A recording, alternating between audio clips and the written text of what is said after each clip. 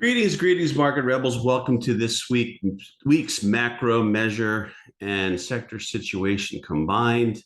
It is Friday, January 17th, 2025, and it's probably about 20 after 4 p.m. here on the East Coast. Here is our trusty disclaimer from Market Rebellion, and here is our trusty intellectual property rights notice.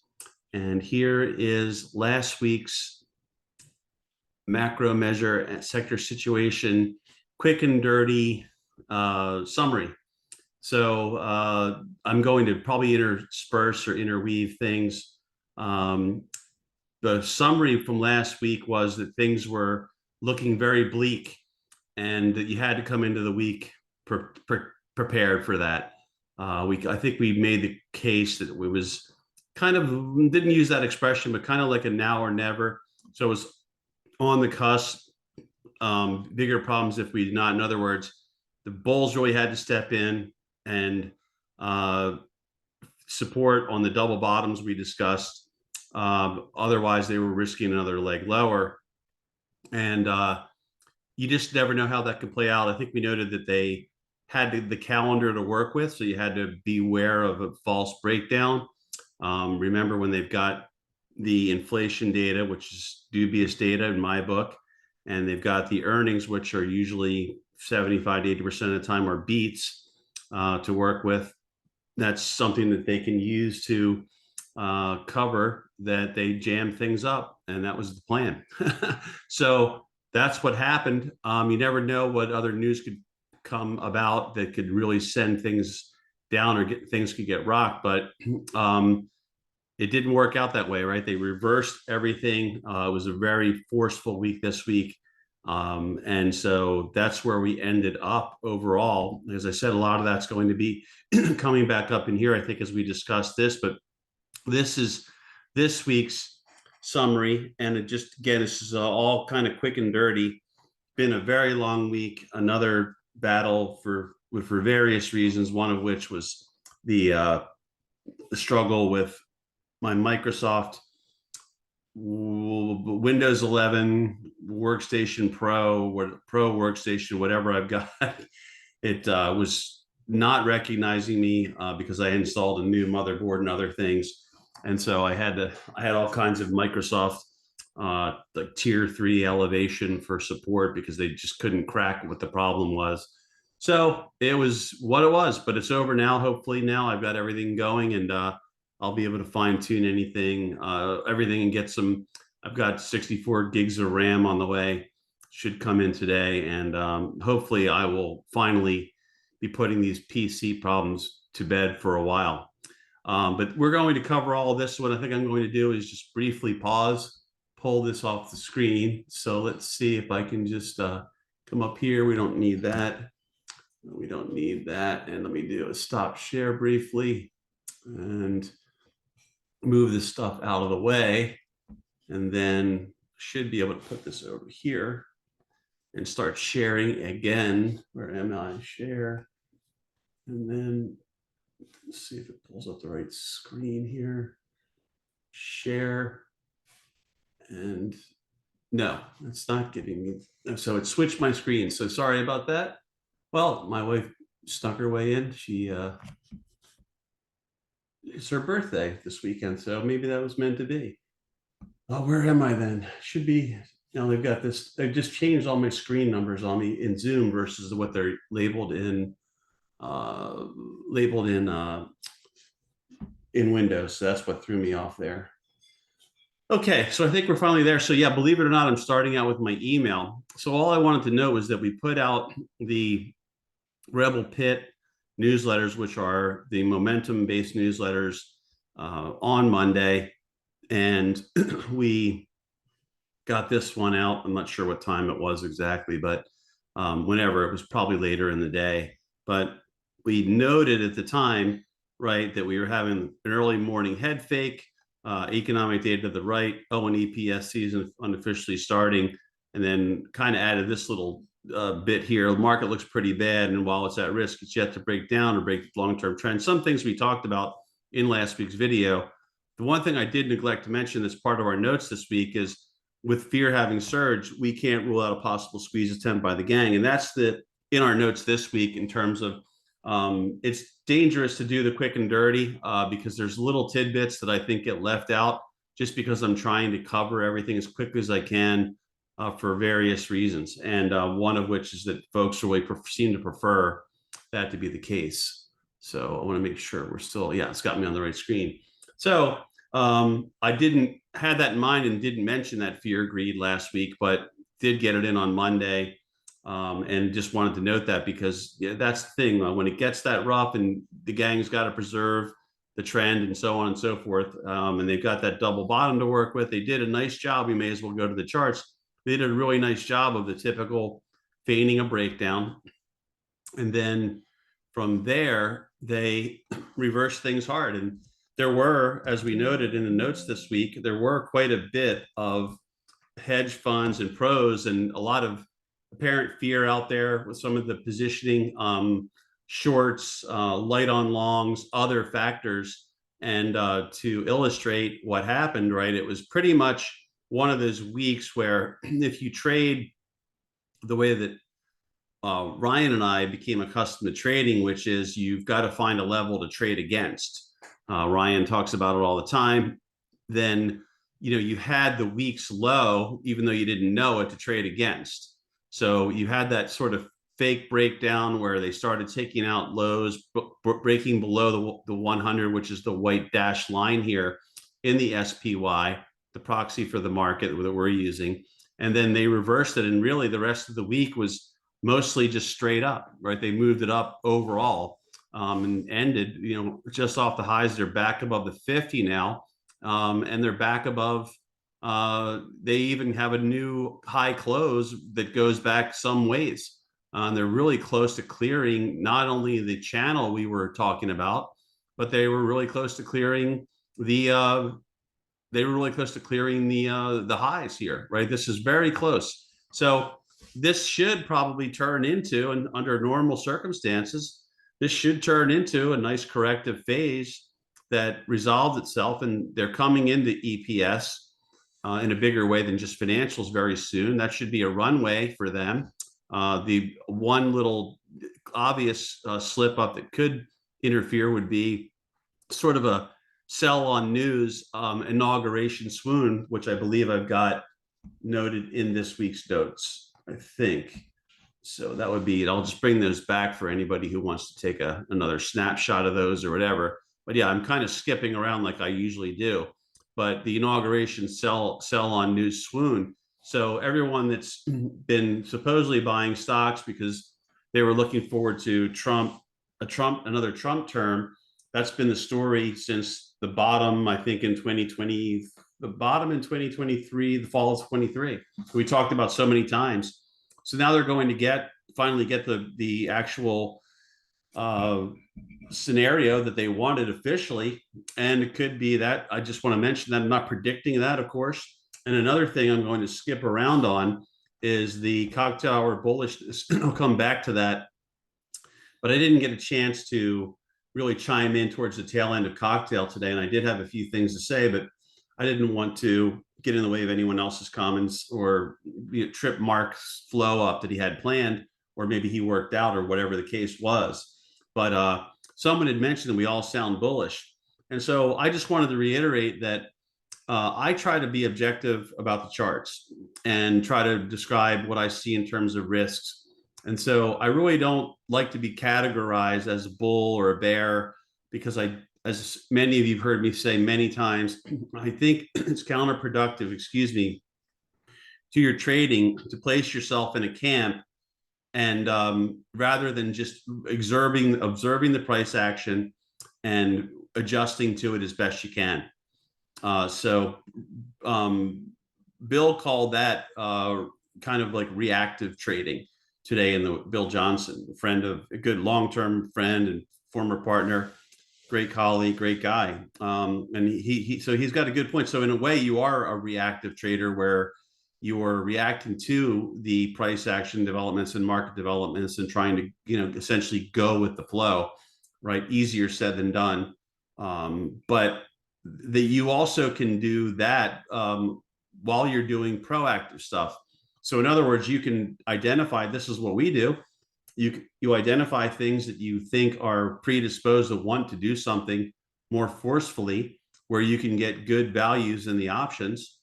And if those start to unfold, those scenarios you kind of envision for these names starts to unfold, then you can start to participate on a reactionary basis, right? Where you were proactive and sort of homing in on those certain names. In other words, your short list or your watch list. That's very common.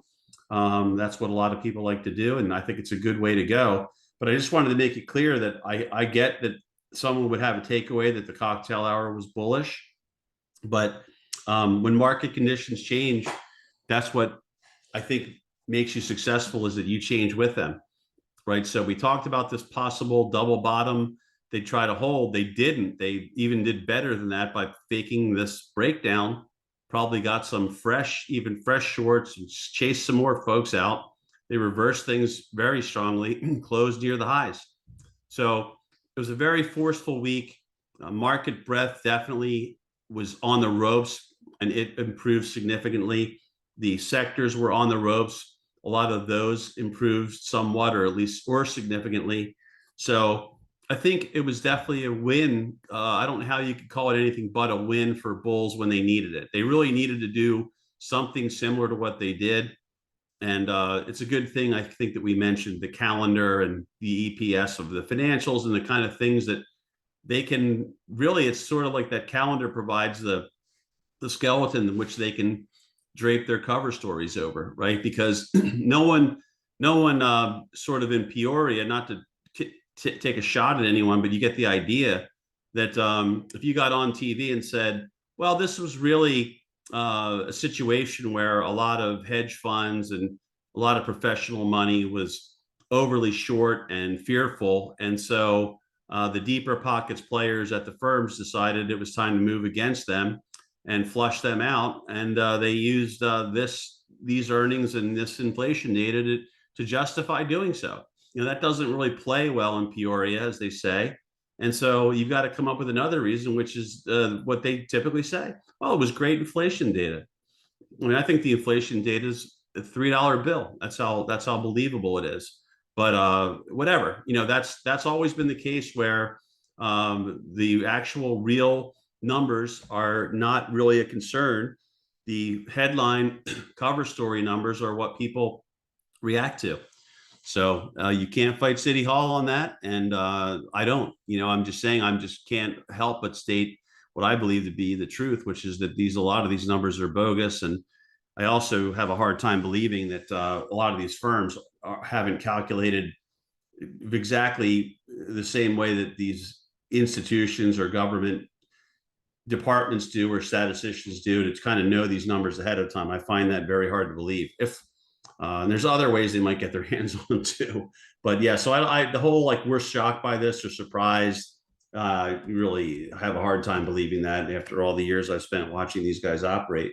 But that was really the story, right? I mean, if we go back to the Qs and do our coverage, get started with the 4 major index ETFs, you had a similar situation where it was breaking down. Let me try to enlarge this. Breaking down on Monday below support, and you get the strong reversal, right? So now you really, really bounce back dramatically. A very strong move. And are you overdone in the short run? You probably are. I mean, I would say, right, if you're looking at something like a maybe, I don't know, I would say maybe like an hourly chart or something like that, you might be getting close to overbought, but you're probably not even fully there yet. You might be, but you might not be too. So I don't think you're that overdone, as dramatic of a move as it was. And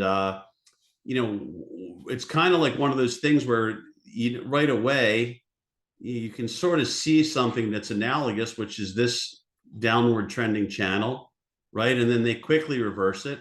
They get it beyond resistance, and I'm going to risk dropping a line in there, because think or swim is just, everything else is running excellently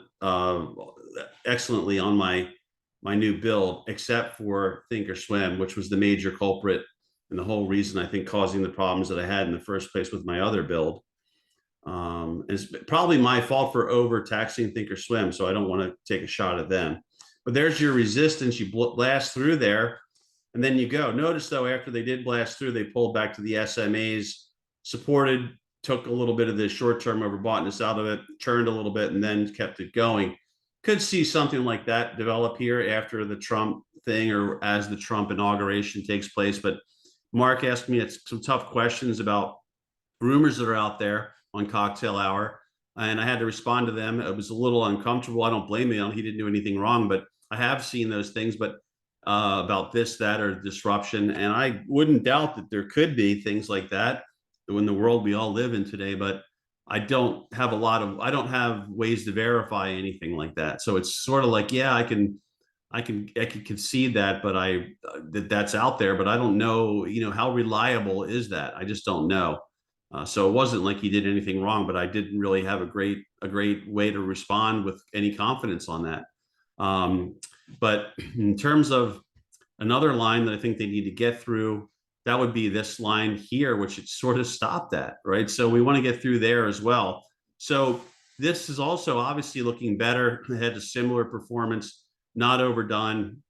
If everything is all was well and we're in for smooth sailing, right, we should have another leg that develops to the upside at this point. That's really what this should lead to after that kind of the time we spent in that corrective activity and the descent percentage, right? You didn't fall by 2%. You came off, I think, 6 or 7%. I don't even want to look into it. It's not worth it right now, but you get the idea. You were down in some cases, maybe a little bit more than that, but you were down enough to say, yeah, that was a pretty good little pullback there that happened. So you really should be up and away.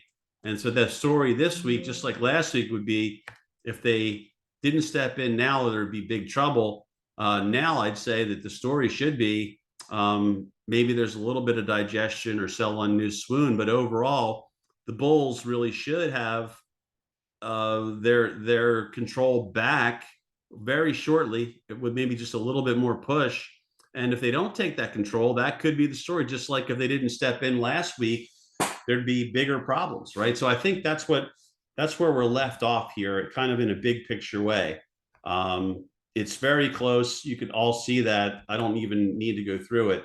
The levels, I'm not really gonna spend too much time on those, but IWM similarly, right? This is all off of. Remember that the whole time that IWM has been getting slapped down, as we talked about last week, yields have been rising, and you had a little bit of a pullback in yields this week. Nothing earth-shattering, but this just shows you, to me, like this tells you it's more than just right that sort of one-to-one relationship. When this thing goes up 4+% on a pullback in yields, that is probably was overdue.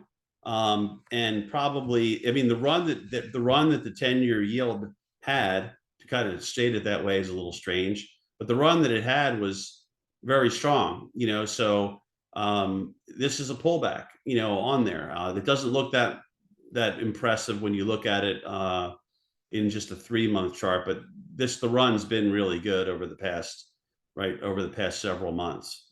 So yeah, I mean, something like this is definitely due and overdue, probably after the kind of recent pop it had. But yeah, to think that everything turned around and suddenly IWM's this great buy, but we all know it doesn't. That's how it works, right? It doesn't really matter if it makes sense or there's a great buy. It just matters that that's how they're reacting. And now they got some other Fed talking head to come out and say something about how they could really be dropping rates even more so and all this kind of stuff. It's the usual stuff. So there's that. There's the diamonds, but pretty much everything got rescued. Right, everything got rescued when it needed to, and it was done in a very deft and crafty way where you make it look like you're breaking down to start the week, and you just absolutely jam the other way. And there's that line we had, and they just pushed through the 20-day, the 100, the 10, the 15, that ganglion was kind of all there. They just moved it right through, right back up to the 50, which is the last of them. Right. So the diamonds quickly started repairing themselves versus where they were. And they were just above the 150. So that's the story. And again, I don't really think people might say, well, this thing's a short, but it, it could be. I can't say that, but it's only at 57 on the daily right now. I think, you're probably looking in the mid 60s on the RSI on like an hourly. So yeah, I mean, you could make the case that it's short-term overbought on a 1 hour or 2 hour probably, but it's really not crazy in any way. And I don't think everything's out of the woods yet, by the way. I don't want to sound like I really like to guard against all that. I don't think everything's out of the woods where you could say, hey, this is it. But I think you're really close to being out of the woods where you really should embark on a better tone for this market again, just because, right, we kind of default to, we believe in trends, right, that they persist and they persist longer than a lot of people expect them to. And so until a trend is really broken, we're expecting it to continue. So we basically give it the benefit of the doubt. And after there's been this corrective action, we expect there to be trend resumption, and just operating with that and going with the trend of just, I've found this to be, and I think in the services it's borne out, that tends to be your best trading. When you get forceful moves coming out of corrective periods, you can get some really good stuff. So on that note, let's get back to cocktail hour, because I didn't get to chime in about something else aside from everyone sounding bullish and trying to clarify my own position on where I hope I come across sounding. But anyway, this Adobe to me, after they've really beaten this thing down pretty bad here, and you've gotten some positive divergences here on this lower low versus here, and you were outside of your lower Bollingers. I mean, this thing is a major laggard at this point. So there's a lot of space here and a gap fill potential if they get a hold of this market and they decide, hey, what's cheap? Technically cheap. I can't speak to the fundamentals. So they might say, wow, this thing's, Adobe's really laying around that low. Just wanted to keep an eye on if the bullish scenario begins to unfold. And then another one that this is actually in the Rebel Pit momentum services for the upcoming week, because we had to publish early due to MLK Day with the market being closed. So you've got Adobe, and I believe we also, our featured name, we usually do 4 or 5 names to try to give folks a good mix of ones we think offer really good value potential, bi-directional movement potential, at least among the group, but ideally among most of the symbols, the names. And this is another one too that's really, I think, on the cusp of trying to act better if the market goes. I like this more for bigger potential to the upside, snow that is, than I do to the downside. But after the kind of move that it had, I still think it could drop back down towards the 20 if there's a post-inauguration or concurrent with the inauguration swoon. So that's what I'm looking at. That the next day you start swooning, because it would really trip people up that are thinking, oh, this is great, Trump's finally in there or whatever. Just a thought. But I still think there's $7 to $10 of downside potential there. But I think really, if it gets going, that would be the one that could really pop nicely, and you might be able to get up.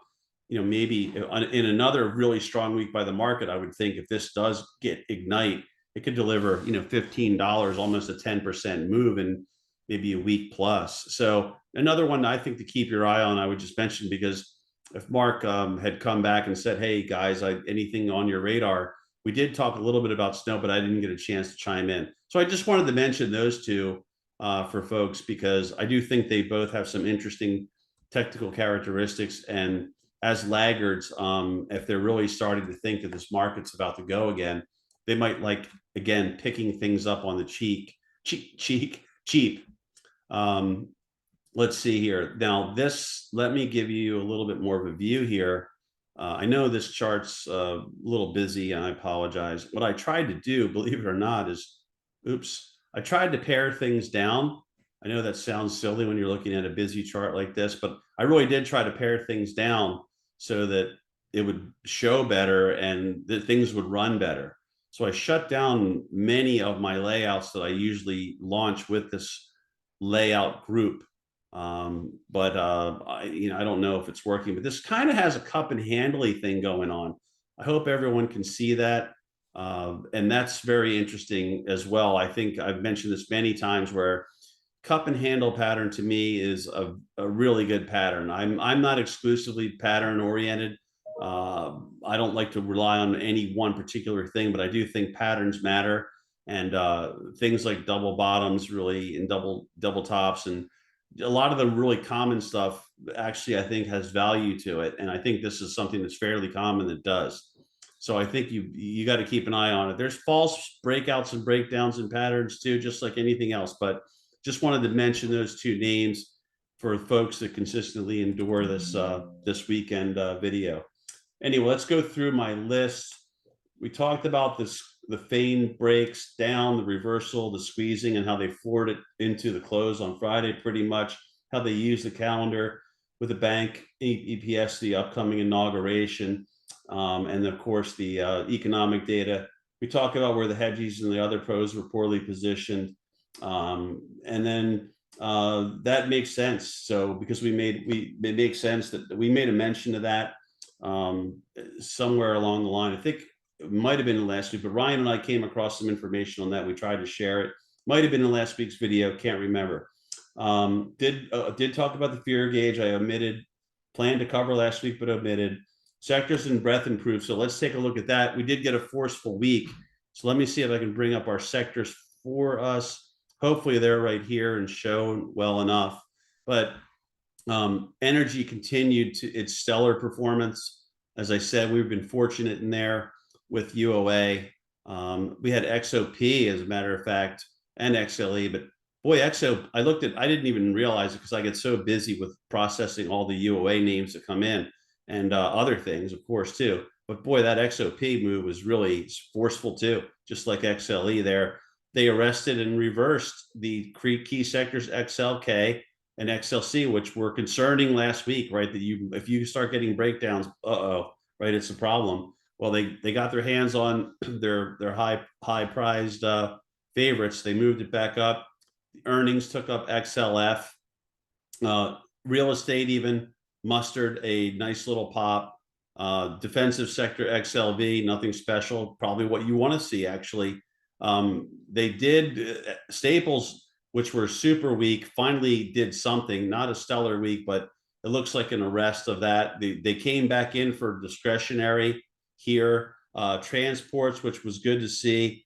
They moved those up now for the second week in a row net. So they're a little bit better than they were. So they're still not out of the woods, much like IWM. I think those are a couple of the final things we're really looking for to really re-engage. But notice how I don't know if Tudor Jones made a mention of this week. I think it was a while ago. He's talked about how things like commodities were really undervalued, but they really have been struggling. I think even since he mentioned that, it got worse. But here you have basic materials moving back up dramatically. You have got industrials moving back up. This, of course, was reflected somewhat in the Dow, and then the energy darling, XLU, that also had sprung back to life, right? So I think this is what I was alluding to on Cocktail without being able to show it, but things look a lot better there. As far as you can't really say the sectors didn't do anything because they did. Why that's not showing that, I don't know why like one is on top. But as we talked about, the breadth was a little bit shady, a little bit mixed, wasn't looking good, excuse me. And they needed to come in and really start to improve this market. And that's what they did, right? You just can't deny that they did. You might say, well, does it have staying power? Will it last? I mean, I would say in most circumstances, it does. With a little bit more push, it does. But you have a little bit of a tricky situation with this inauguration. There could be the kind of news around it that Mark was alluding to. Can't rule that out. I've been expecting that something crazy to happen for a long time, the way due to the way the world is developed, at least ostensibly or superficially on the surface of how things are described and categorized. But really, nothing's happened. So for me, I'm very surprised, practically shocked. So I wanted to mention that because I talked about that months ago, and it kind of blows my mind just with some of the things I've come across that are not the same thing that Mark's talking about, but or alluding to. But yeah, I'm really kind of surprised that there hasn't been more. Um, we'll see what happens. Maybe, hopefully, nothing will happen. But if something does, the last minute, I definitely won't be shocked by that. I just don't know if there's any validity to it right now, in terms of the inauguration and reaction to that or whatever. The But you can see, right? If we look at, there's Monday, I'll put the cursor on Monday, you get the vertical line. You can see that almost every market breadth measure we're operating with improved. And these are all basic things, nothing fancy. These are the ones I tend to show. They're easy to sort of make sense of if you just glance at them. We don't go into heavy duty stuff, especially on quick and dirty. But anyway, you can see that. And so everything really worked out. And now you can see with SPYs, I've got this line here, right? So you're really back trying to fight your way back into the channel. And you've got this, you can see the channel that we had in place with the white lines. And if that gets back in there, I mean, that's clearly a positive sign. What you really want to do is be able to get through 603, I think. You get through 603 and the spiders hold above there. You got to fight your way through, but that would really be a good little place to at least end the week above. If you could stay above 603 on a closing basis, I think that would be good. And that might open up more room for what's to come. But remember, they've got the calendar swinging their way, right? They've got this new inflation outlook, and they're all jazzed up about more cuts potentially coming than they were, let's say, just a month ago. And they've got the earnings that these companies have been able to pass along. Inflation, unfortunately, to consumers very well.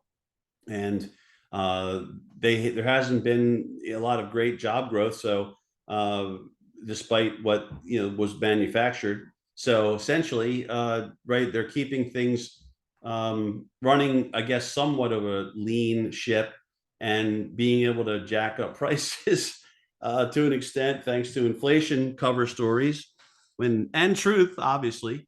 There's the old Federal Reserve and the federal government doing what they do best, which is decrease purchasing power of American consumers. But you got that, and they've been passing it along and winning on it. It's a win for them. So far, at least, and a win for equities, and it's a win for asset holders, and all that kind of stuff. So there you have it. I don't see anything problematic about this other than we just need to go a little, like I keep saying, a little bit further. And I think you start looking really good if you can hold above there. And this would be just another, let's get to a better chart, but this would be really just another development, right? I mean, it would just be another development. And let's go to more of a weekly view here. I think this is the problem, especially even more so with quick and dirty, because I end up in a situation where I'm doing my typical stream of consciousness stuff that I prefer to kind of keep it natural. I'm not really a professional presenter, as you can tell.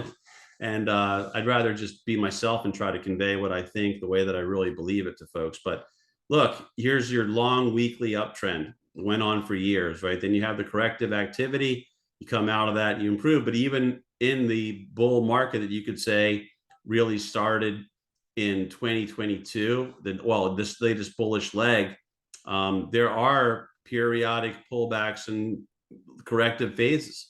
And that's what we just went through again. And every time it gets a little scary, which is, I guess, part of the point of it. And then the gang gets their hands on things like they did here and they did here, right? And then they did maybe here again, and then they find a way to resume and go. And so we can't rule that out as a possibility. So as I noted, I'm not in cocktail hour. We thought they had to really do something. They did it. And now that they did it, it was a very forceful week. You got to give them credit for that.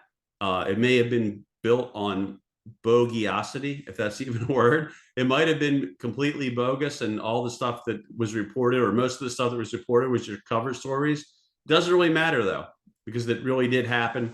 Things really improved dramatically. The bogusness is the proper word. The bogusness wins out consistently. So you can't get hung up on that and keep it from allow you to keep you from the markets where there might be opportunity. And I'm hoping that even in the face of all things, there could be plenty of opportunity. I would love to see a really good another leg develop so we can get the gear off to a good start for everyone in the services and everyone's 401ks and blah blah blah. So that would be my hope, but we will see. As I so basically, yeah, that covers my next point. I said the distance traveled in this by this market this week, that takes us away from DEF CON.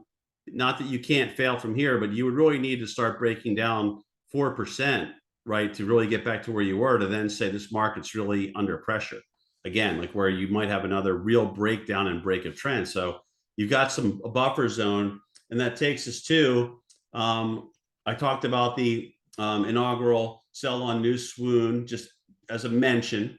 I talked about you got to go. You're with your DEF CON level where you had to be very high at 1 last week. I don't think you have to be near there yet because you're not really near a critical level. Something could develop at any time, but you can't be at DEF CON 1 all the time, right? In theory, at least. So news come out of the blue is the point, and that could happen here. Like as Mark was alluding to, we'll see. I hope it doesn't.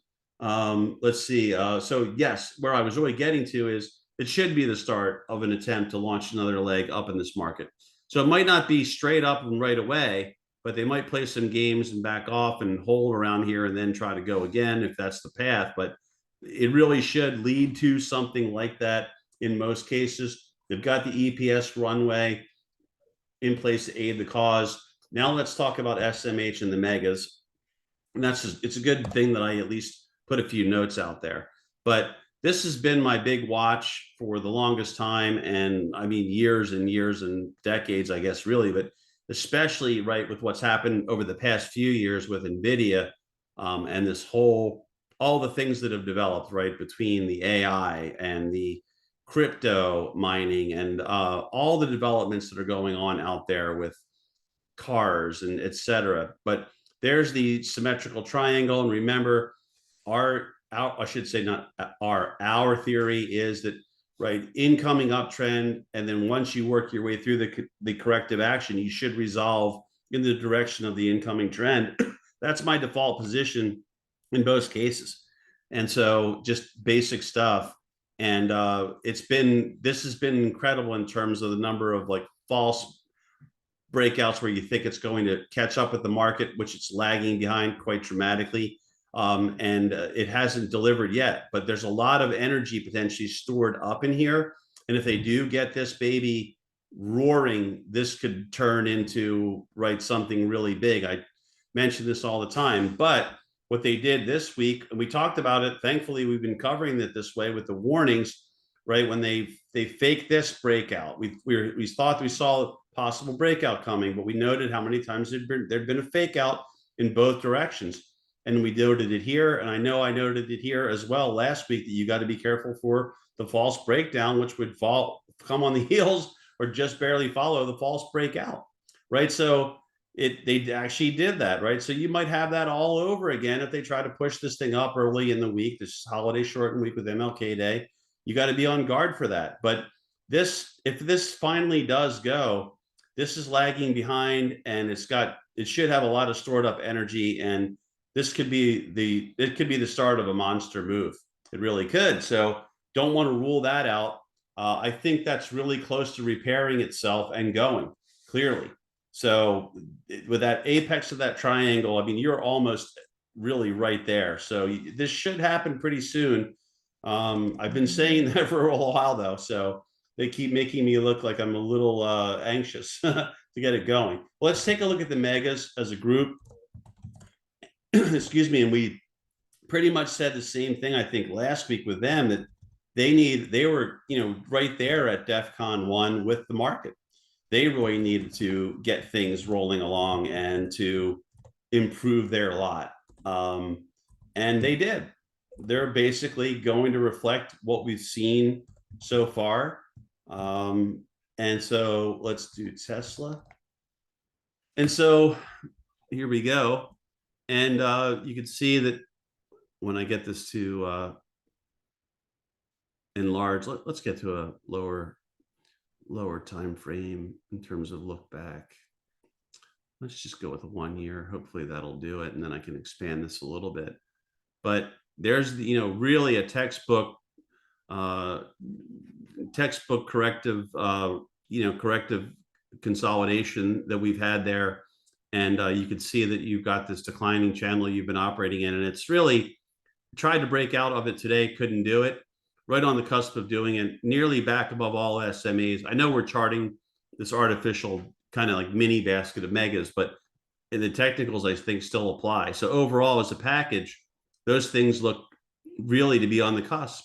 So once again, I'm just saying a little bit more, and this should really start to ignite into something bigger in most circumstances.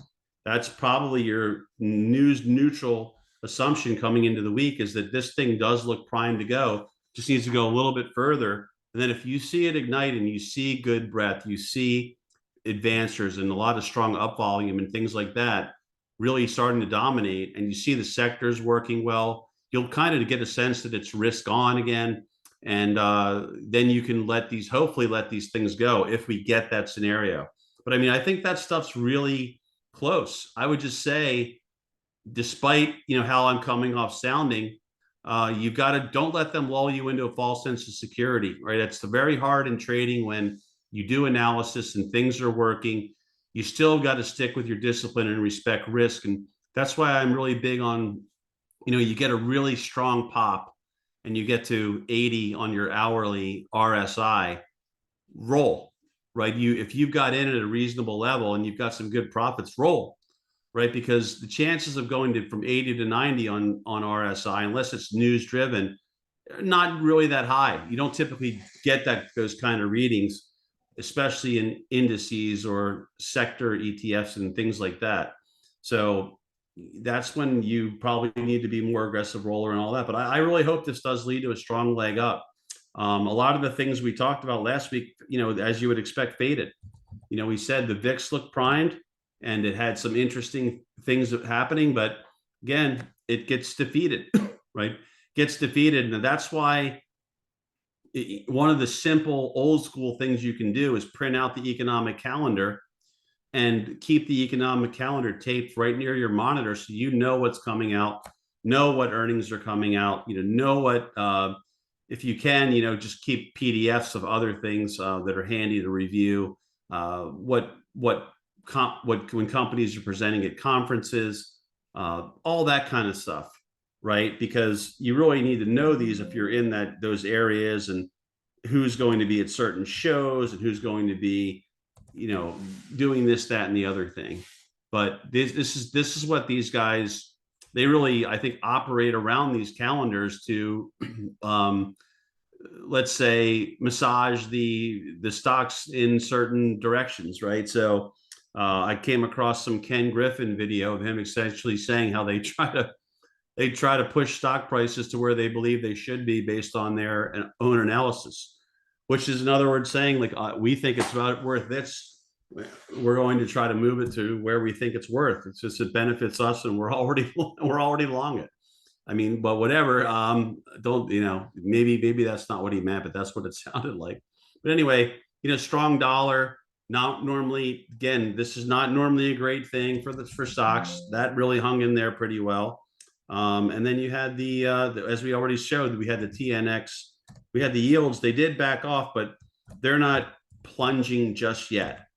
So let's see how they recover. But we've seen many celebrations in the past few years where the gang puts out the story that more rate cuts are on the way, and it's going to happen sooner than later, or they're going to hold off on rate increases sooner than later. And they're usually wildly optimistic. They're just too optimistic. So I'm not saying they are this time, by the way. I'm just saying that's been the trend. And so be careful with buying into stuff too soon. Not that I would allow me to, it would keep me out of the price action. I just mean, I don't know if I buy into everything they're selling me this quickly, and I would never sleep on risk as a result of what these guys are saying. I don't think this looks great right now, by the way, that the yield here, I hope it does come off a little bit. It would only be, to me, lower interest rates are better, obviously, but it would be better for them, I think, for stocks, and better for consumers, and better. And I'm hopefully take the pressure off of a lot of consumers and stuff that are struggling, that need to take out loans for autos or whatever the case may be. But again, I don't think things are as rosy as they're painting with automobiles and in housing and so on. So some really big areas, but I'm not going to cover that, especially on a quick and dirty. We're already running a little bit late because so much kind of happened this week, and so many things there's so many things I wanted to chime in on. But I do think I'm going to have to end on that. I want to wish everyone, I hope you had a great week. I hope that everyone has a great weekend. I hope everyone has a nice, safe, and healthy weekend. And I hope everyone gets off to a great start next week, and so on and so forth. But let's hope we can get some good stuff going, and get some good UOA, get some good stuff happening in the momentum services and the smart spread services, the Condor service, all these things, the pit, because it would be great. I think last year was a good year, and the year before was a good year. And I think we've overall, there's been a lot of good years, but I'd love to have another predominantly bullish year if we could get it. I just don't think we will get the kind of year we had in 24, but hopefully I'm wrong. Hopefully we will get that or better. I just feel like it's going to be a little bit more challenging with ups and downs, and being objective, and trying to go with that, with the cycling that happens in years that where it's not all that wonderful. It could also be very profitable if you're willing to be flexible and open-minded. So on that note, I'm going to close it out, and I'm going to thank everyone for tuning in. And if you survived this long, kudos to you. Have a great weekend. Hopefully this will get out sooner than later, so you can watch this and forget about it by Tuesday morning. Everyone take care.